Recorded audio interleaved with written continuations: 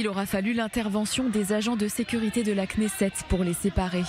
Mercredi soir, les députés Ahmad Tibi et Itamar Ben-Gvir se sont violemment invectivés jusqu'à en venir aux mains.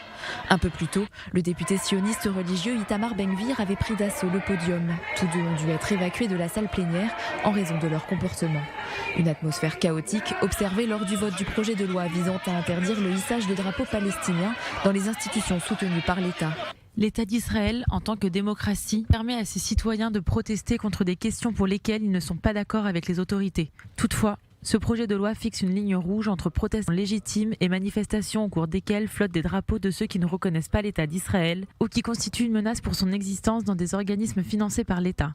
Faire flotter de tels drapeaux sera considéré comme un rassemblement illégal et sera traité comme une émeute qui peut être dispersée. Plus particulièrement visées, les universités. La marche avec des drapeaux de l'OLP le jour de la Nakba à l'université représente les aspirations de ceux qui veulent éliminer l'État juif. Le système éducatif de l'autorité palestinienne continue d'inciter contre les juifs et Israël. Imaginez-vous qu'en Amérique on lève le drapeau d'Al-Qaïda, c'est inconcevable.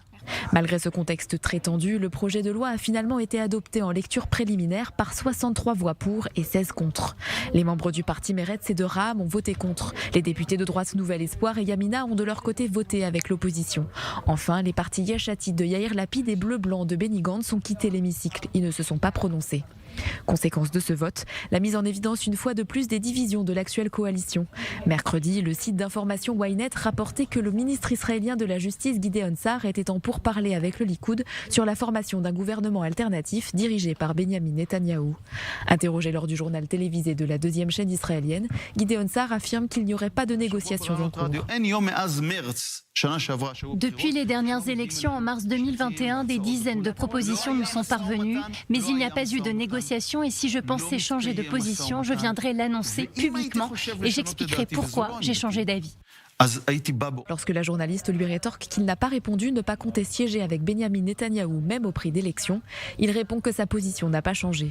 Mardi, Gideon Sa'ar avait averti que la coalition risquait de s'effondrer si elle ne réaffirmait pas une directive approuvée tous les 5 ans depuis 1967 et expirant fin juin, accordant à Israël une juridiction légale sur les Israéliens vivant en Cisjordanie.